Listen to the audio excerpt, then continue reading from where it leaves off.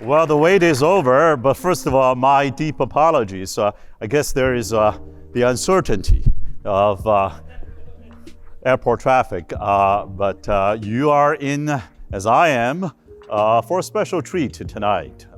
And we're delighted to have with us tonight as a Presidential Lecture Series special visitor, Professor Lars Hansen from the University of Chicago.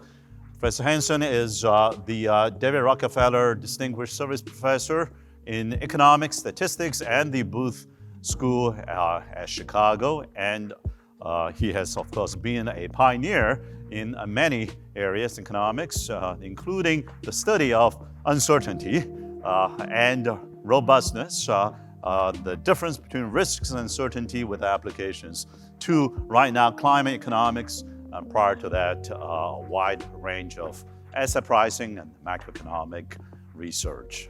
And he is the recipient of the Nobel Memorial Prize in Economics in 2013. So welcome, Professor Hansen, to Purdue.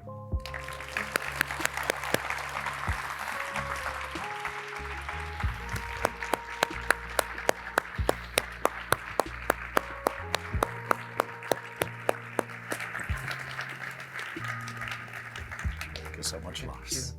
Please. Well, Lars, first of all, I have been reading one of your books by you and Sargent on robustness. Yeah. And I have to say, I have not finished reading it. I'm not sure if I can fully understand all of it.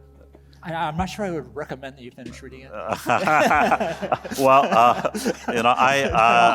I'm going to pretend that I know what I'm reading here, Okay. but my current job trains me very well to pretend to be what I'm not, and pretend I know what I'm talking about. So this comes as no difficulty to me. But when I was going through this, let me ask you a just totally random question, I guess. Yeah. Is the choice of the cover and the selection of the quotes preceding each chapter. Yeah.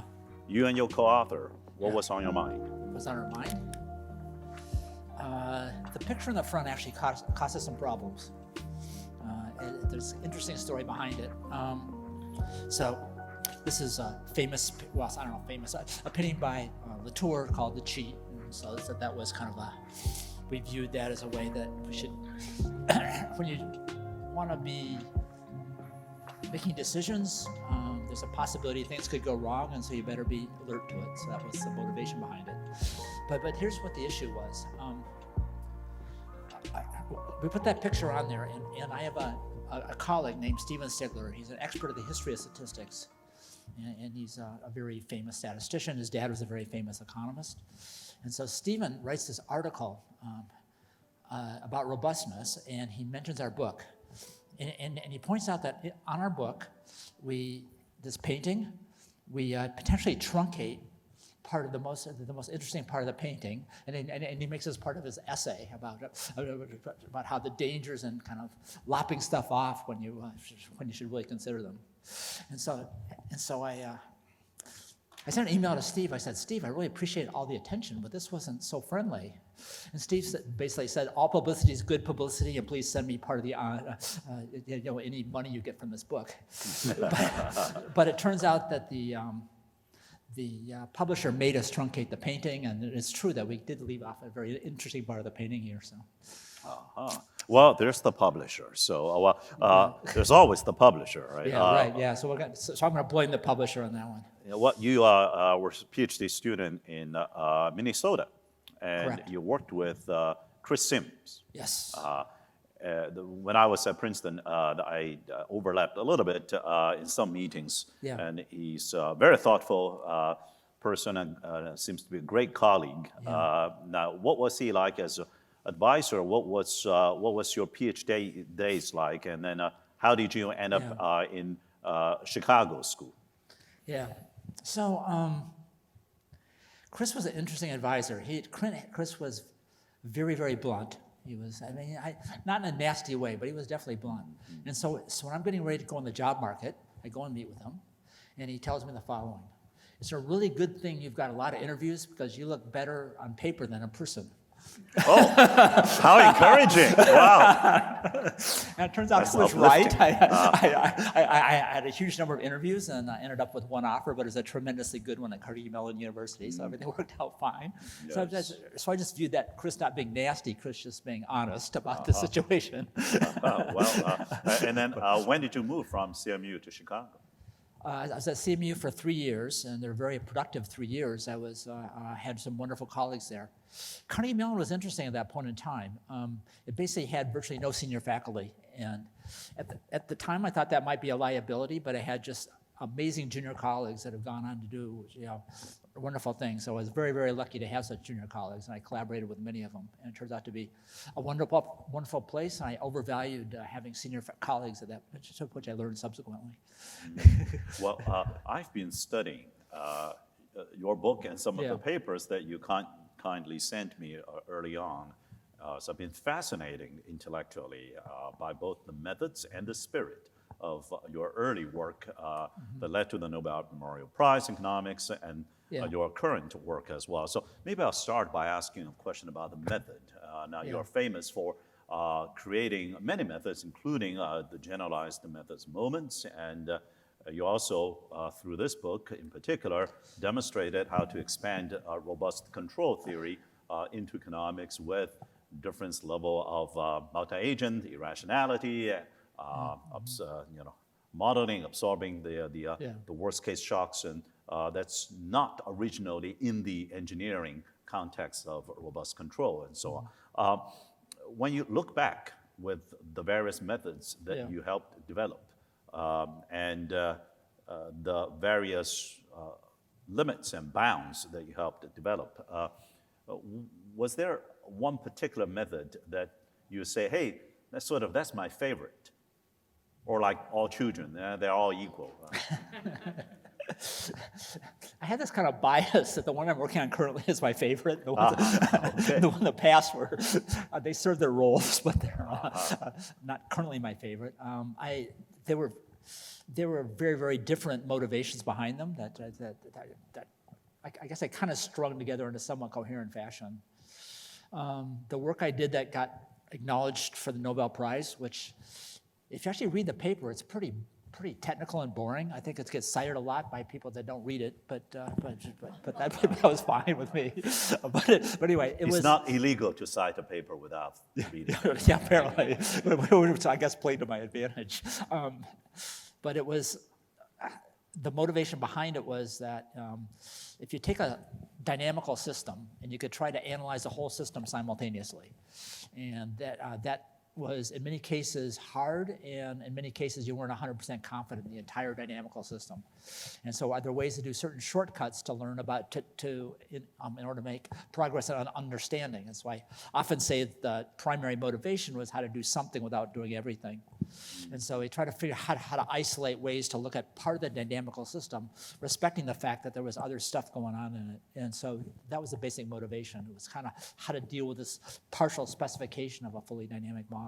Interesting. Now, decision under uncertainty, that's a recurring theme in many things, but in particular in macroeconomic prediction and decision making. And so now we, as a country, face a variety of macroeconomic undercurrents. What's your take right now on macroeconomic situation in the United States? Do I get 45 minutes to answer this? You can take as much time as you want. I think the audience will just skip dinner and we'll keep talking. What would be a 3-minute version of it?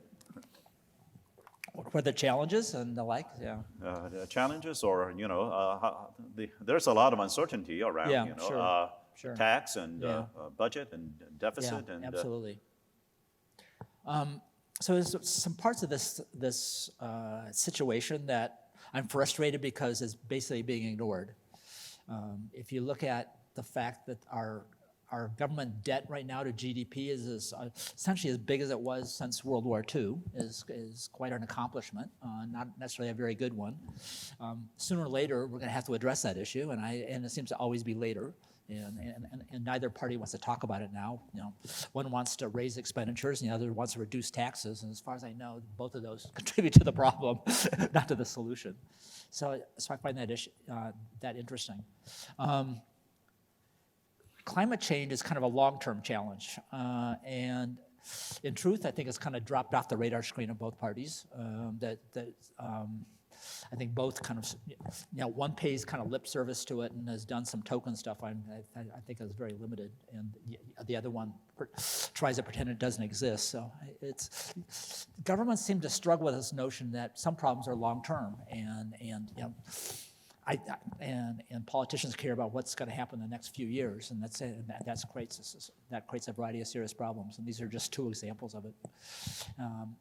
I think in both cases there's some uncertainty. Exactly what are the long-term consequences of debt? I think is this going to induce future inflation or address it? Are we going to eventually start to have to raise taxes in order to address it, or what's going to be the way it gets addressed?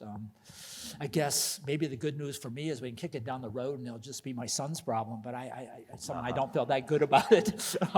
Kicking it down the road, and that seems to be the easy task there. Well, great. I'm going to look at my children in the eyes tonight and tell them that, hey, have fun. But my predecessor, Mitch Daniels, he says that we have passed the point of no return already. There is no way to solve it at this point. Well, there's ways to solve it, but it's painful and it requires some type of discipline and the like. I find it somewhat remarkable that we're now paying more money, more government expenditures being devoted to pay off the debt than is being paid off for military or any other expenditure except for Medicare. It's pretty. So it's a non-trivial drag on government expenditures right now. Right. Well, as a university, by the way, I have to brag about Purdue every 30 minutes. Otherwise, I don't get paid. So in this 30 minutes, I have to brag that Purdue has been financially very strong. We're able to freeze tuition while still investing in people and places. But of course, we do not have the ability to print money.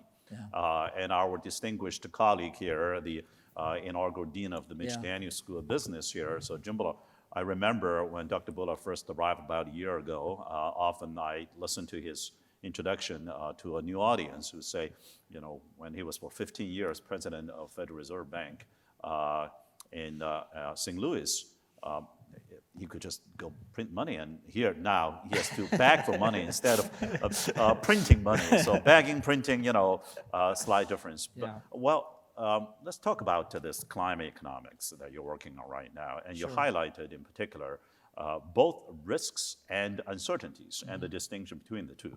So if I could paraphrase what I've been learning from reading your work, that there is the policymaking side, and then there's the data about the climate, the data about technology, and so on.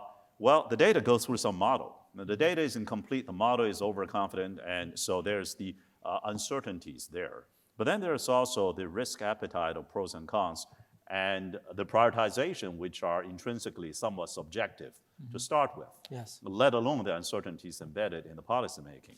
So now you couple the two together. The starting point is already a lot of uncertainty. And then you've got different risks involved in the policymaking half of the equation there. Then you put the two together, you've got quite a challenging situation to think through here. And you highlighted that a lot of times people are not maintaining a healthy level of skepticism to face the reality that you have uncertainties here and you have risks over there. What do you think about what we should be doing? So let me just take a little bit of a step back there. There's a lot in that question. The first thing that I find unfortunate is that when we talk about policymaking, we want to have scientific inputs into policymaking. We want to have social scientific inputs into policymaking. There's this bias or distortion that the way you influence policymakers, I'm sure This didn't apply to Dean Bullard, but when you want to influence policymakers, you have to do it through expressing yourself with great confidence, and there's a bias towards expressing it with full confidence when indeed it's not there.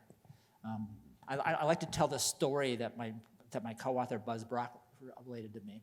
This is before any of the students here were born, but we had this president called Lyndon Johnson. He was a cattle rancher. He had an economic advisor. And the economic advisor, he asked for some prediction, and the economic advisor kind of gives his best guess, and then he starts hedging it a little bit. And the claim is, according to my co-author, is that Johnson turns to him and says, ranges are for numbers, give me the number. Ranges are for cattle, give me the number. He was a cattle rancher, so that's kind of mentality that that often shows up in policy circles. That you really have to pretend you actually know the answer in order to have any influence. And I think that also this shows up when you try to talk about uncertainty and climate change. There's this fear that once you put uncertainty on the table, then people just say, well, so we're uncertain, let's just not do anything about it. And so part of what I want to do is kind of have uncertainty be on the table and not reach this naive conclusion to do nothing or to ignore it altogether because it's just going to get in the way of prudent decision making. I actually think it can improve decision making. It can make decision making more effective, and that's part of what the agenda is. Now you're right that there's lots of uncertainties from lots of sources, and I think that if I look at what lots of enterprises face now, part of what they're facing is policy uncertainty in the sense of, yes, the government's announced certain type of trajectories of when we're going to hit net zero, which I'm not sure we're going to meet those trajectories. Now, guessing what the policy changes are going to be in the future, I think is part of what firms have to face, which is something that we don't analyze, but I actually think is actually quite important in practice. But there's a variety of uncertainties we like to think about, all the way from the geoscientific part of it, all the way to the economic opportunity part of it, to what I think economists have not spent enough time doing is thinking about potential technological solutions that can have long-term payoffs. Not like marginal investments in renewable technologies, but brand new technologies down the road. There's some speculation about the promise of nuclear fusion and as something that might help us out. We don't know for sure. We don't know over what time horizon. But I think it's important to make investments like this, even though they have very uncertain payoffs to them for society. The spirit you just highlighted, that the scientists is supposed to be rooted in skepticism. Yeah. Always. Yes. And yet at the same time, policymaking. Yeah. Have to project confidence. Right. And there lies a gap yes. in between. Right. Last month over there, meeting at the American Academy of Arts and Sciences, yeah. and a speaker, she is a scientist, highlighted this important sort of a code of conduct, if you will, to say, yeah. the scientists should not try to be policymakers themselves in the sense to say, well, I would rather not tell truth and the whole truth, because I'm afraid yeah. that policymakers are going to misunderstand and abuse. Yeah. So why don't I actually yeah. not to tell them yeah. everything? Yeah. And I'll tell them what I think they should hear, because I don't think they can process and handle right. the reality, or say the reality of uncertainty. Yeah. So there's this caution against to say, well, why don't you try telling the scientific yeah. elements, including skepticism, including yeah. uncertainties, including risks, and then let the policymakers take all that in instead of preserving certain information from becoming part of the public dialogue. Well, you mentioned there are many different sources of uncertainties. Mm-hmm. Data might be incomplete. Yeah. The model might be flawed. Sure. I guess all models are flawed. Some yeah. are more useful than others. And then, but in economics and yeah. just behavioral science in general, unlike, say, engineering, where robust control is also featured in important ways, but there's a huge difference in the sense that in engineering, you can often, not always, but often run experiments, and then can try to attribute certain observed behavior to underlying root causes. Yeah. But in economics, I guess, experimentation by design is not as easy or may cost you more. And this attribution of all other things held constant, what I see as the difference must be attributable to something I did differently in this experiment. That becomes also much harder. So how would you think through the economic realm how to deal with the uncertainties of that type? Yeah. So I'm not naive enough to think that we should be telling the frontline politician all the subtleties about the uncertainties and like that. But these people have advisors, and they have advisors that help them translate from and design policy. And I think that would be the place in which you could have these conversations. And then you could also get inputs from various sources about where the uncertainties are important and not important. And part of what our aim is to take policy problems. There can be uncertainty from all these different pieces of it to figure out which ones really matter and which ones are less consequential. So we can help to shape that. We don't have the ability to tell a policy maker how averse they should be to uncertainty. That's a societal decision. We now don't even have those conversations, but if you want to think about climate change, it's implicit in everything we be doing. So I think the scientific inputs probably have to be more at the lead advisors to the main politicians, and not directly to the politicians themselves. That I would fully understand for sure. In terms of economics being challenging, because experimentation can only get us so far. I'm not sure how unique that is to economics. I mean, I'm not an expert in astrophysics, but I suspect it's not easy to do experiments there. Geosciences, it's not always so easy to do the experiments of the type that we need. So I think it also occurs in other areas as well. But for sure, I think about the important difference in economics and other social sciences is the fact that people are in there speculating about the future. And so part of what we have to grasp with is the fact that not only do we as model builders have to figure out the future, we have to also make guesses about how people inside our models are also confronting this uncertainty when they're being forward-looking. And certainly that's a modeling challenge that I think is kind of more unique to the social sciences and in particular economics. Well, what do you think about the factor of irrationality? Introduces rationality is a very loaded term. As we introduce uncertainty and the complexities of uncertainty, it's not entirely clear what rationality means anymore.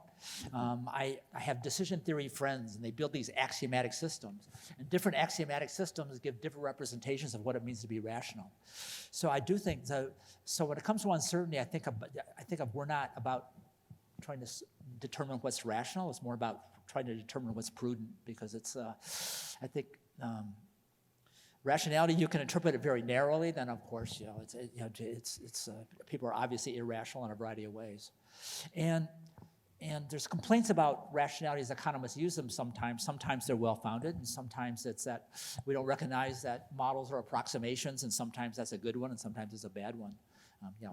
No one thinks that any individual is kind of rational in a very narrowly defined way, that he makes very complex decisions absolutely correctly and blah, blah, blah. But well, even maybe you do, but I mean, most people even don't. in engineering, I would say, of course, in physics, the standard joke at bar would be, let's start with a spherical cow, right? I mean, so it turns out in engineering, for example, we make assumptions all the time too.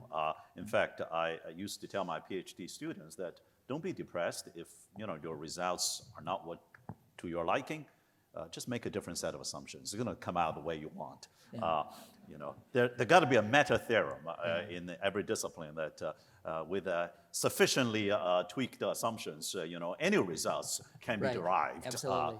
And so we got to be careful about that. We got to be careful about that, and whether we're in engineering disciplines, scientific, social science disciplines. Now, whatever the sources of uncertainties might be, and whatever the attitudes towards the risks might be, there are also methods that people have been developing, including by you and your co-authors, on how to cope with uncertainty. Right. Now, coping with uncertainty, one strand would be, well, let's maintain optionality, right? So if there is, say, a cone of uncertainty, and maybe over time, we're going to know more, and it's going to start shrinking. And our cone of decisioning under uncertainty is not a singular point, but also a cone. And maybe we can try to wait or try to gather enough information before making the next decision. But then there's the cost of waiting as well. Yeah. Another, I guess, standard way I've seen it would be, well, maybe you let people bet with their own money, right?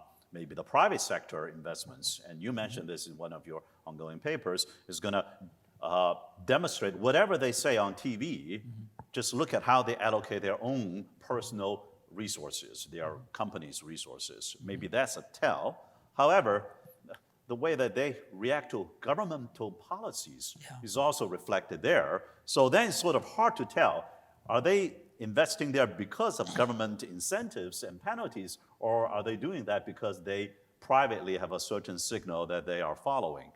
So that's not a perfect solution either. So what do you think about this notion of let's wait a little bit, maintain optionality, and what do you think about the private sector's investment as a signal? Okay. Economists like to think about trade-offs. That's kind of our bread and butter. And so one of the important trade-offs in uncertainty is, do you act now or do you wait until you learn more? And there's this temptation which is just wait until we learn more, but it may be very, very costly to wait until you learn more, because by the time you learn more, take the case of climate change. But by the time we understand tipping points, presumably we've already tipped. So it's kind of late to do something about it. And so there's this trade-off between waiting until you learn more versus acting now. So it may be much cheaper to act now under the possibility of bad outcomes rather than waiting until you're sure the bad outcome's going to occur.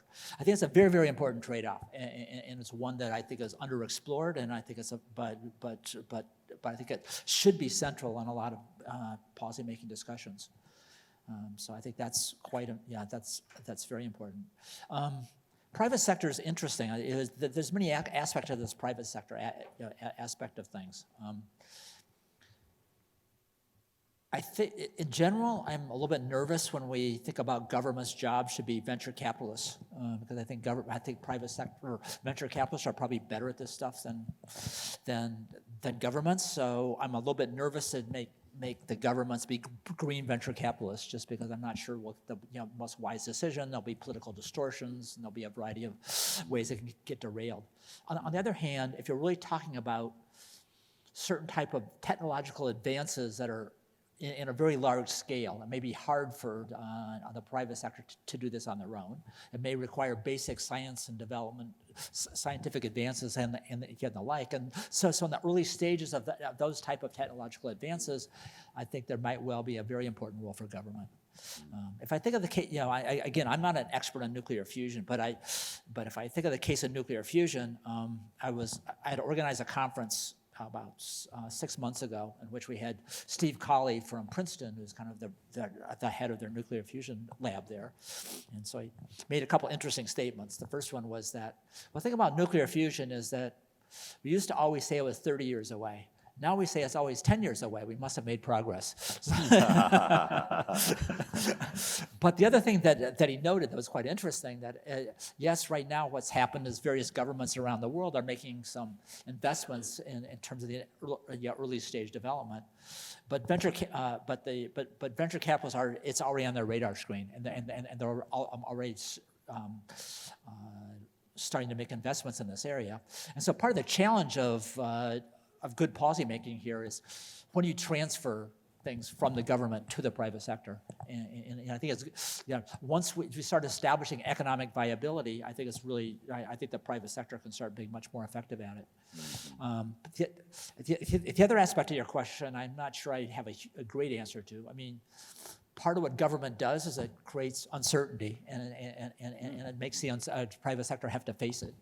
And it'd be nice if they had to face less of that, but it seems like it's the nature of the beast right now is that this is part of what governments do. So, yes, it's part of government's specialty. Yeah, right. Yeah. Now, what you just said triggered me to think about two particular observations. One is this 30 years out. Now it's 10 years out. We must have made progress. So that's an interesting way to think about how people like to quantify things very precisely and have a particular ratio, right?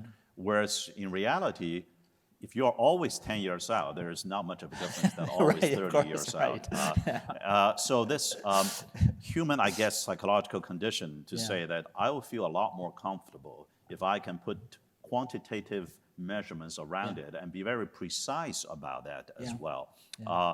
And also there's this notion that sometimes it is a black swan event, which could be a disastrous event in stock market or a particular climate event. It could be a good one, a major scientific breakthrough. Let's just rewrite the whole equation, right? And it's hard to put a Gaussian distribution around that to say what's the probability. Well, it's highly unlikely. Don't know when it's going to happen, but if it happens, it's going to rewrite the whole equation, changes everything. So now how do we try to live with ourselves when certain things are not precisely quantifiable and certain events, the most important ones, are the least, in some sense, in some cases too, are the least Gaussian predictable. So another common phrase of economists is there's no such thing as a free lunch. So I don't have a magical answer to that challenge. But I think I think the best you can do is, instead of requiring precise probabilities to put bounds on things and put ranges of probabilities, I don't want to give up on probabilistic thinking. I think probabilistic thinking is very important. But sometimes we may not be able to put precise probabilities on things, and we may be able to instead say, put bounds on them or like. If you're not willing to put bounds of some type or another, you just don't get up in the morning, and then there's always the danger that the bounds have missed something or something. But certainly, even any type of methods that we're doing, we have to somewhere put some type of bounds on probabilities or something to kind of make headway on things, But the language changes a little bit because you don't have to say, well, this is the distribution I know for sure. You can kind of speculate on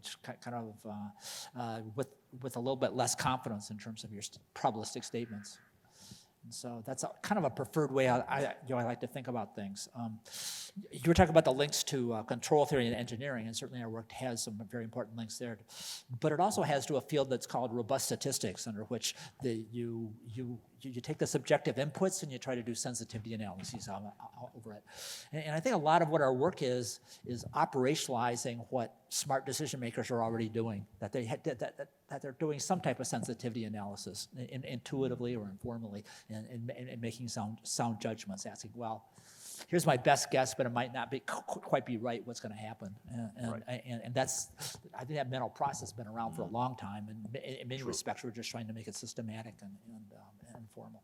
Right, I guess, human societies actually have been practicing error bar analysis for a long time. And we have been practicing sort of hedging or randomization as a way to deal with the unknown unknowns. But how would you think about something that's with a probability approaching zero and the impact approaching infinity? How do I think about it? Well, it's a race there, right? Between the one going to infinity and one going to zero. We can talk about the contest of who wins the race. I don't have a magical answer to that. I do know it's an enormous challenge. At the University of Chicago in the Social Science Building, there's this quote from Lord Kelvin, and it's a statement that you have to know, in order to really understand things, you have to be able to quantify it, to assign numbers to it, and only then you have real knowledge. And it was an interesting quote because it kind of generated some controversy among economists at the time to say, even if you don't know, just make up measurements. And it poked fun at this quote and says questioning whether whether we really have to play by that rule. It turns out Kelvin himself had this debate with Darwin, right? And he basically said Darwin blew it because because the universe had to be much younger than Darwin's theory required, and it turns out that Kelvin's models that he quantified were wrong, and he missed an important solar energy source, and it totally messed up his calculations. So, you know, so the question is, how do you avoid that?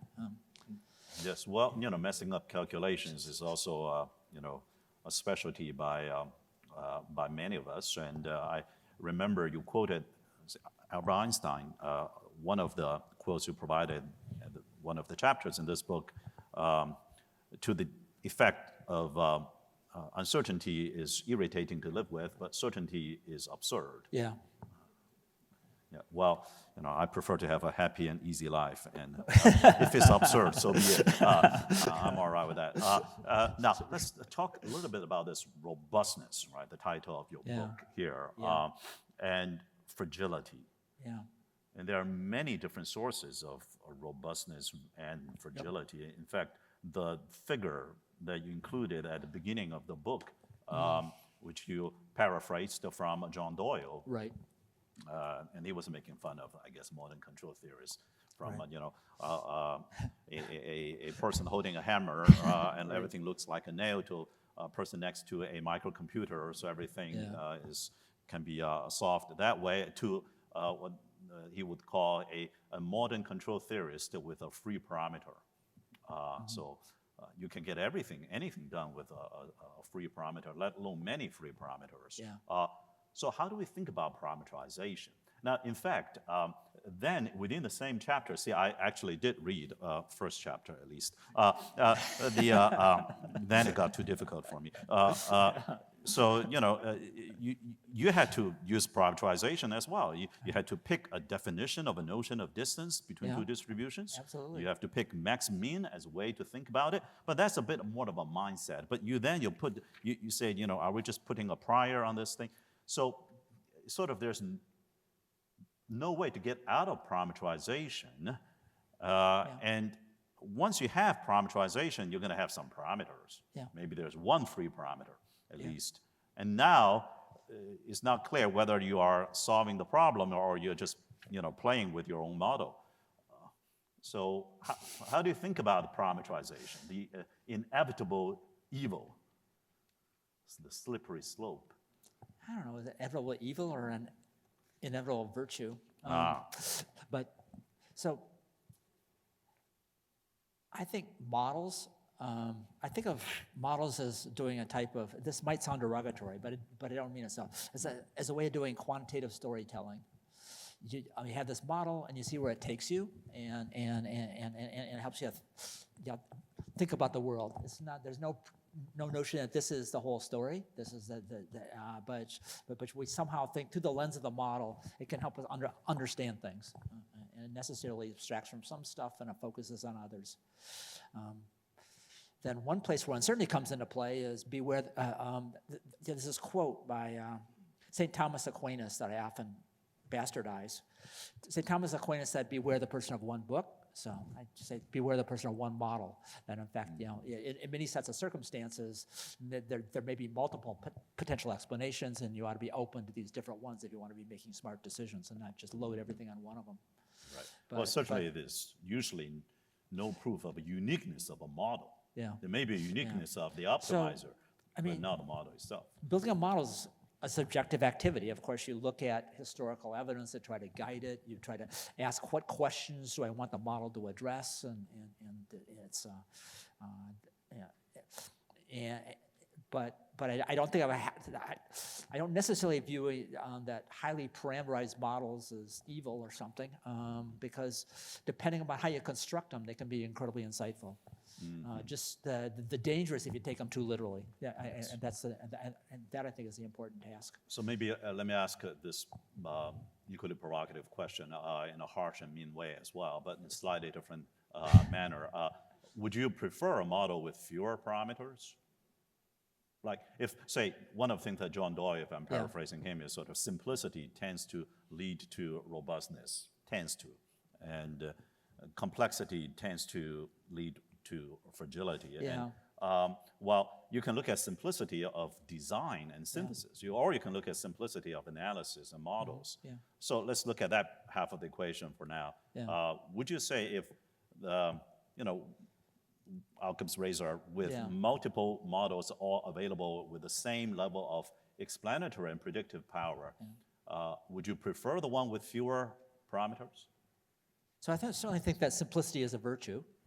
Whether I should go all in on just a simple model in that set of circumstances, I'm kind of less confident in that. But I certainly do think there's certainly a virtue to being simple. There's this notion that you quoted John Doyle. There's an economist counterpart to this. Milton Friedman used to talk about monetary policy, and he used to say he used to criticize a lot of the monetary policy of the day of taking models way too seriously because they might have, and he started talking about long and variable lags as being misleading and everything, and therefore we should have simple monetary policy rules to avoid having to understand all the subtleties of the various different dynamics. And I think he was basically making that argument on robustness grounds. But I don't know of a general theorem that tells you that robustness necessarily leads to simplicity. I think it has some intuitive appeal, but I've never seen it established in generality. I would love to be able to establish that, but I'm not quite even sure how to formulate it. So, yes. I'm almost certain that I have 58% confidence that that is true now. You mentioned in the monetary policy, now that's more of a design rather than just modeling and analysis. You are making decisions and so on. And when you do design, there are a variety of parameters, and you are really free to add many parameters now. This challenge of simplicity and robustness, whatever the relationship might be, certainly loom large there. Yeah. Now, another aspect of robustness versus fragility, I guess one could argue, is how do you think about worst case versus some kind of an expected case, an average case? Again, to chapter 1 of your book here, you argue that let's take a look at a max-mean notion of robustness, and you gave a wonderful defense of why that would make sense in many ways. Do you see that max-mean is the right way to think about robustness, or you put some prior, but then where do you pick the prior from? I mean, as you highlighted here, that's then a challenge. And then the utility of your model, wouldn't that, speaking of trade-off, degrade if it's truly the worst case situation? Just like rationality, worst case is a very loaded term. So let me try to amplify that. An exercise that, first of all, we're still using probabilities pretty heavily. So in our analysis, we're not giving up on probabilities, which I think is important. So this isn't like so when you're thinking about a worst case, we're bounding things and we're limiting things, but we're limiting things in a very probabilistic way. And so this is kind of an important qualification, I believe. There's this kind of guru of robust statistics. His name was Irving Good. Irving Good wrote a book called Good Thinking. It's actually not a very good book, but it's a great title. but he would, his commentary on this was, when you're doing this probabilistically, a sensible thing to do, and I agree this is part of the sensible things to do, is to look at the distributional version of the worst case. And so like if you've got a set of, so like for a Bayesian, there's a set of prior distributions. You might have a family, and then you look over this family, and then how big that family is has to do with how averse you are towards uncertainty. you look at the solution coming out of your problem to be robust, often has the following property, that you're actually optimizing against some probability distribution. And then inspect that and make sure you're not kind of guarding against something totally stupid. And so I think that's actually an important part of the exercise, because often when you do this, you're doing different aspects of it for reasons of tractability and the like. And this is kind of an ex post inspection to make sure that what's coming out of it's not silly. So at the end of the day, we're still optimizing against a probability, and then we can actually show you what it is, and then you can tell us whether you think it's stupid or not. So for a diehard Bayesian, he's just going to accuse us of, this is just the way you pick priors. You're doing it by this type of calculation. Now, more generally about worst case, I don't really know how to be robust without having some type of minimization operation attached to it. Because to be robust, you want to be good across a whole bunch of different scenarios. So the way you're guaranteed to be good over a bunch of ones, a bunch of different possibilities, is make sure you're good against the worst, is to see how you're performing against some bound or the lower bound of it.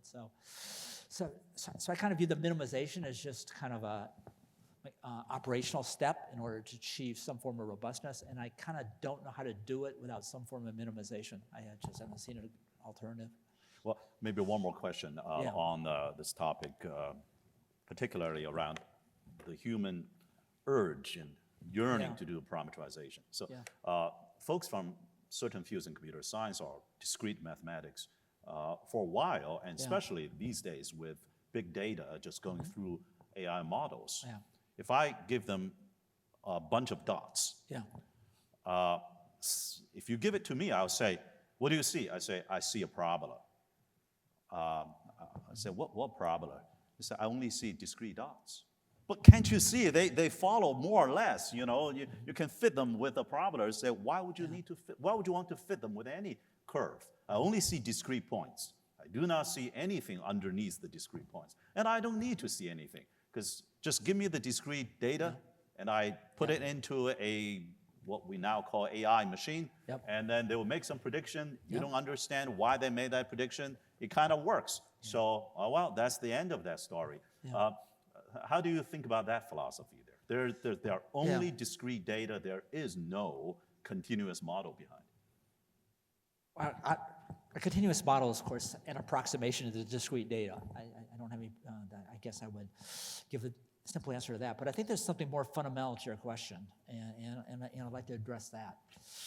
When we're doing these AI methods to try to do estimation, and they're kind of aimed at short-term forecasting and the like and prediction. But for the reason we build models is not just to produce a forecasting equation. We do it to provide answers to questions.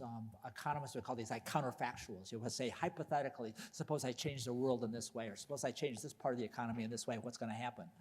And so this is this notion of you get to hold part of the model invariant as you start shifting some stuff. And so there's this notion of a structural model that economists like this term for, and it's been defined formally in some type of invariance notion. And so we really want to use our model to do more than just make some short-term prediction. We want to use it to actually make hypothetical guesses about what's going to happen when we change different aspects of the environment. And that requires more than just some type of AI curve fitting, because you don't know, because then you don't know what to hold invariant and what to, and what not to hold invariant. So it may be heroic that we want to use models this way, but this is really what the whole strategy of building models for in economics is often about. Well, a very different question before we turn it to some of the students to ask you questions.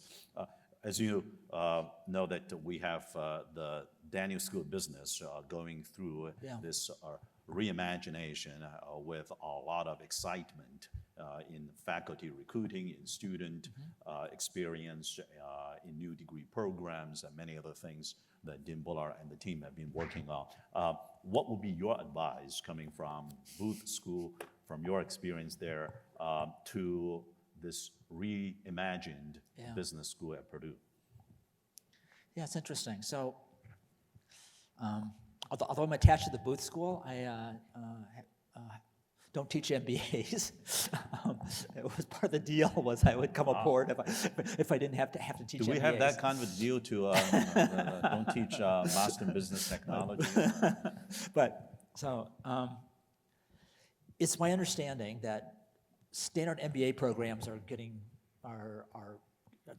there's a waning interest in it, and it's kind of making business schools themselves try to rethink programs that can be of more relevant in terms of businesses and the like,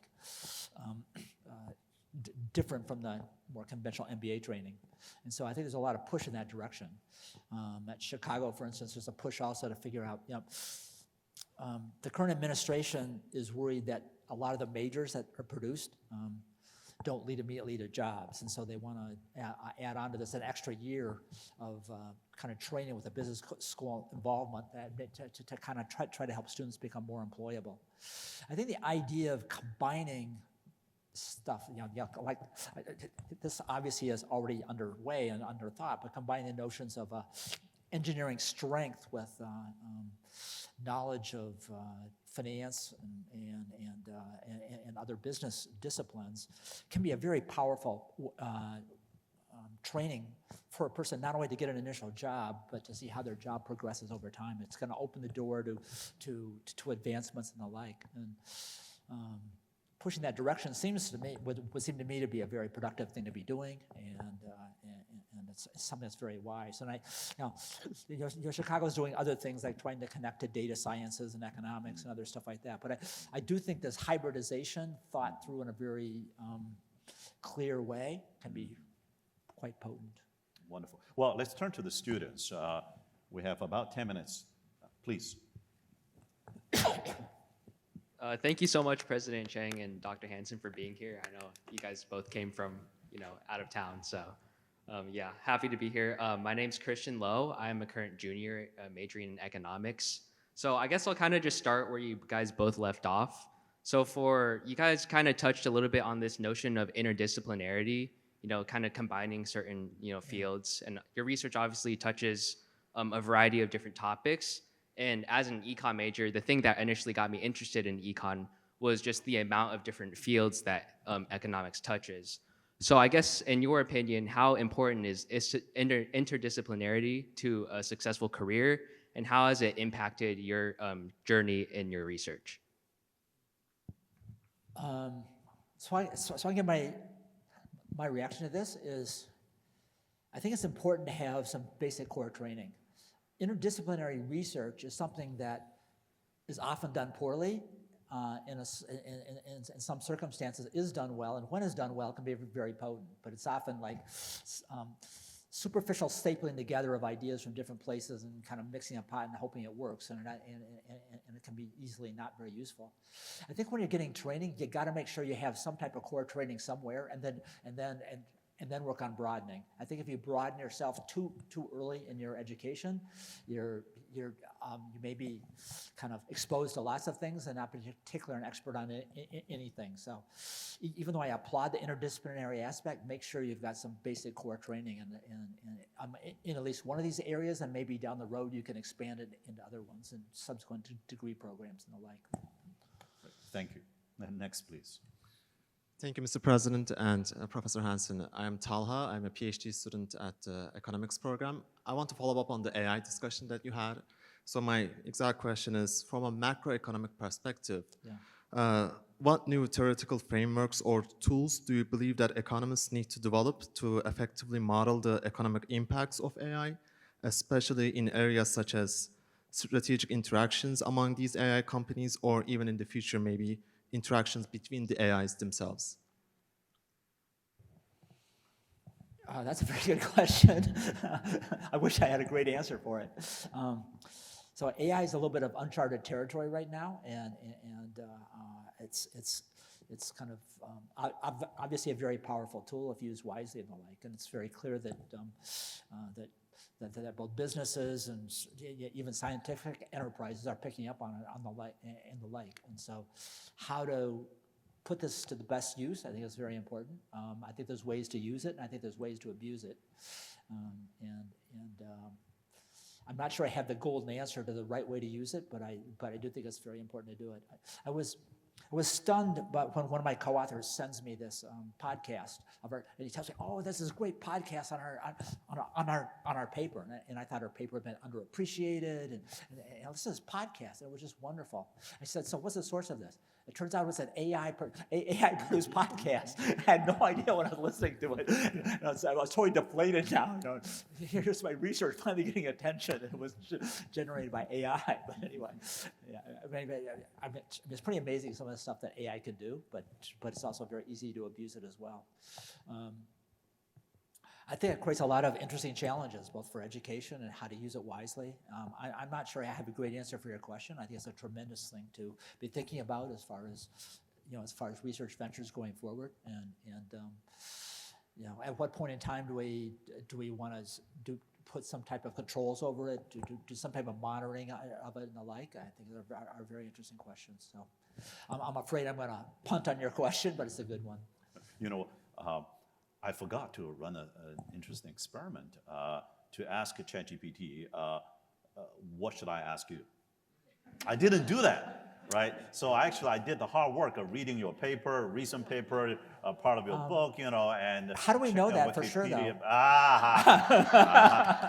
Maybe AI has told me what to ask you, and then told me to say I didn't ask it. Yes. So ChatGPT could have maybe synthesized all your papers and so on, and tell me here's what you should ask, Professor Hansen. Maybe one more question from students, please. Thank you, President Chiang and Professor Hansen. So my question to you is, so you guys have talked a lot about the future today, and I want to hire a little back in time. So your work has been instrumental in advancing how economists think about uncertainty and risk.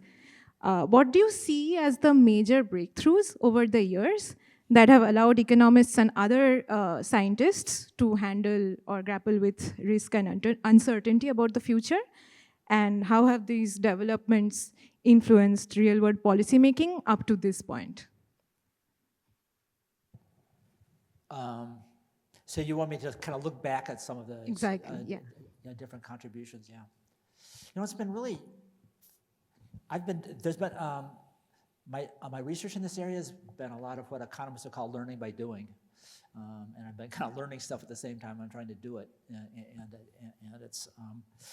it's been very fascinating to see these different disciplines wrestling with these uncertainty concepts in kind of somewhat similar fashions, maybe different languages, a little bit different orientations or the like, but the same type of concerns are just showing up in a whole bunch of different disciplines, and it's been interesting to see how to draw on insights from these various different components to it. So, my own research, of course, statistical decision theory has been a very important topic, going all the way back to the 50s at least, and it's just been some wonderful work done on that. There's certainly we've had this conversation about control theory has made some very interesting contributions. There's a whole literature on decision theory that's had more of an economic orientation to it. Decision theorists in economics were motivated by something different than statisticians were. They're motivated by something called revealed preference theory, and they want to try to use this to model people's actual behavior and a little bit less on the normative side. But it's been interesting to see different strands of these type of ideas show up in different places, and I think there's insights to be gotten from virtually all of them. A little bit different orientations, a little bit different perspectives. It's interesting, this notion of models being misspecified. We almost never teach this about what to do about this in econometrics classes or statistics classes, but when I've given talks, I've sometimes quoted two famous statisticians, Box and Cox, who both said, we use simple models, we think they're insightful, and they're wrong. And when you use them, you got to figure out whether they're wrong in an important way. So, I think smart model users kind of are aware of this in a variety of disciplines. And so it's just the question of how can we make it systematic and the like. So at different stages of my career, there's been different inputs from these different sides that I've thought about, but I think I've gained from all of them in many respects. Well, I guess someone said that the only certainty in life is uncertainty, but that doesn't stop us from trying to quantify with our parameters the levels of uncertainties and the implications. And so I'm going to ask one last question. I usually ask this one last question at the end of the hour to every guest. And in this case, I'm going to ask, personally or professionally, what was the biggest uncertainty you had to face? Let's see. Professionally. Or personally. Well, personally, that was easy. Would there ever be a reasonable person that would want to marry me? That was an enormous uncertainty. That uncertainty, when was that roughly? You mean when was it resolved, or when was it raised and when was it resolved? Oh, it was certainly raised like certainly at the time of high school and the like. It was kind of I was convinced that girls did not like me or never would, and so it took a while to kind of get over some of this stuff. But, pinnacle of uncertainty in high school. Right. Okay. And may I ask, when was it resolved? Resolved? It was resolved after I was at the University of Chicago and about to get tenure, so I became a safer bet at that point in time. So uncertainty set was reduced. Yeah, it was reduced. Yes, absolutely. Well, now you look back. Do you think that you handled that uncertainty well? I can't speak for the other party, but I think I did fine. No, I think so as well. To all of you, either watching afterwards or right here in the audience, I guess I just want to say two things now. One is please go ahead and buy this book from Amazon and tell me that how far you made it. I'm still trying my very best here. And the other is that, one thing I know for certain, if I may say that, Dr. Hansen here, is that I may say with 100% certainty that it's been a delight to host you here tonight. Thank you so much. You. Thank you, Lars. Thank you. That's great.